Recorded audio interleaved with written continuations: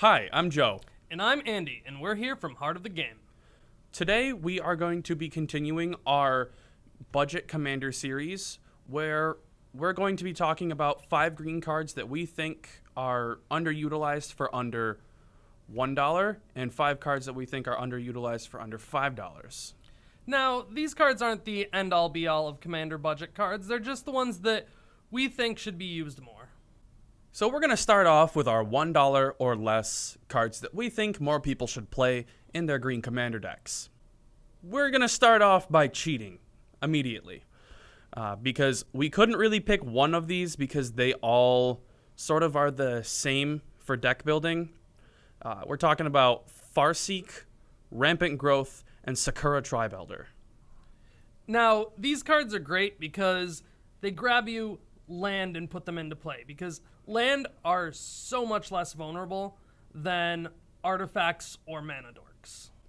Yeah, and the best part about these is they are all 2-drops, so you can spend your turn 2 playing a ramp spell.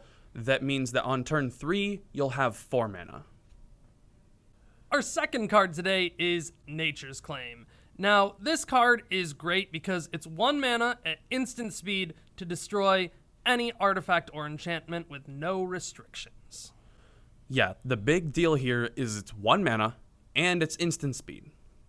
Those are 2 upsides, which means that it's got to have some downside, but you don't always have to use the gain 4 life as a downside. No, like on your upkeep or at the end of your opponent's previous turn, you can destroy your mana crypt to gain 4 life so that you don't die to the mana crypt itself. Our next card is Rampaging Baloths.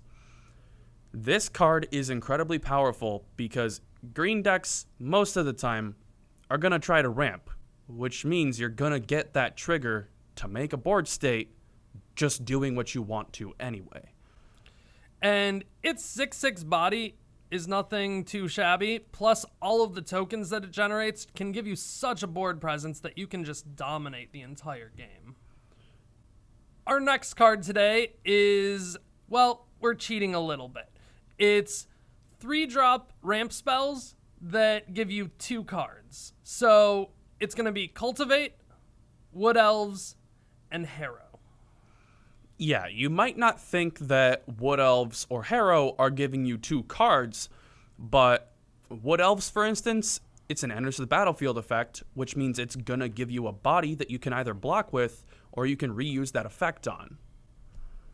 And Harrow, you're sacrificing a land, but you're getting 2 land in response. It's an instant speed, and in so many decks like Gitrog and Korvold, you get an upside for that sacrifice. And obviously, Cultivate, the face value is that you're going to be able to hit your land drop the turn after you play the Cultivate. Assuming you're playing it on turn 3, you can just cast it and you've guaranteed your turn 4 land drop. We're also cheating on our last card for under $1 because we could not really pick one. So we've got Thrashing Brontodon and Reclamation Sage.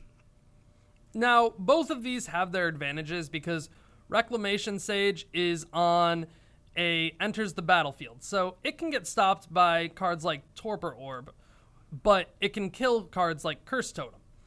Thrashing Brontodon can destroy Torpor Orb, but is counteracted by Curse Totem.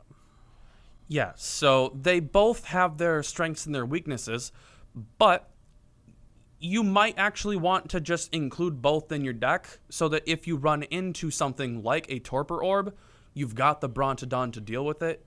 And if you run into a Curse Totem, you've got the Reclamation Sage to deal with that. And you also have different cards that reuse them. Like cards like Mirren are going to reuse Brontodon all the time. And cards like Thassa Deep Dwelling are going to use Reclamation Sage all the time. Now we're going to be moving on to our $5 or less cards. Our first card is Seasons Past. Now, Seasons Past is incredibly powerful because it can buy back a lot of cards from your graveyard. Now, These cards all have to be a different mana cost, but it starts even with 0 mana, so you can grab a land back and then move on to a removal spell like Swords to Plowshares and just keep on going up from there. I've gotten values as much as like 8 cards off of this before. Yeah, I would say on average you get about 4, maybe 5 cards per time you cast this spell. But what that breaks down to is if I'm getting 4 cards back, instead of paying 2 mana per card like I would with Regrowth, I'm going to be spending 1.5 mana per card with Seasons Past. Now, another great use for this card is if your game goes super long for some reason and you're nearly to the point of decking yourself, you can keep playing it and putting it on the bottom of your library and never deck out. Another really important part about this is it does not target the cards in your graveyard. So if your opponent decides that they don't want you getting back your Demonic Tutor at your 2-drop slot, they can eat it with their Scavenging Ooze, and as long as you have another 2-drop, you'll end up being able to get the value off of that 2 mana cost for Seasons Past. Our next card is Eternal Witness. You might not think that it's underrepresented, but I very frequently see people play green and not play Eternal Witness for whatever reason. Some people think that it's too high a mana cost and they'd rather play Regrowth, but Eternal Witness, once again, because it's an Enter the Battlefield effect, can get reused by using your Restoration Angel or your Thassa or your Eerie Interlude on this. Yeah, and because it is an Enters the Battlefield effect, that repeatability is why you want to play it. You don't want it just because it's a regrowth. You want it to repeat it. And because it's a creature, you can also search through your library much easier using a Green Sun Zenith or any other spell like that to grab it out. Our third $5 or less card is Eldritch Evolution. Now, this card is great because you get to search through your library and put any creature into play that is 2 mana more than the sacrificed creature. Yeah, and the big thing is putting it directly into play, and it's not putting it into your hand. It sounds a lot like a birthing pod. Now, unfortunately, they did have to balance this card a little because that effect is super powerful because this card exiles itself when it resolves. Yeah, so it exiling itself means it's a one-time use throughout your game, but you're going to be able to search for something incredibly powerful. Like if I sacrificed a Wood Elves, I could get something like a Sigarda, or I could get a Hoser card like Linvala, Keeper of Silence. Now, this card is also useful because it allows you to sacrifice a creature. So if you sacrifice a creature like Protean Hulk, you can go through, grab the cards from Protean Hulk's ability, and go through and get a 9-drop or less. Yeah, the big deal is it's an additional cost to sacrifice the creature. So if you have that dies trigger, it's going to go off regardless of whether your opponents want it to or not. Our fourth $5 or less card today is going to be World Shaper. World Shaper is incredibly powerful because it's going to be played in a deck that wants to have lots of lands.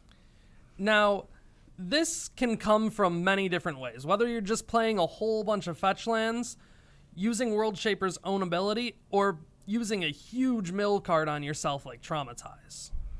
Yeah, additionally, you can end up just putting this into like a Gitrog deck where you're going to be sacrificing your lands, or if you cast a Harrow, you get the point.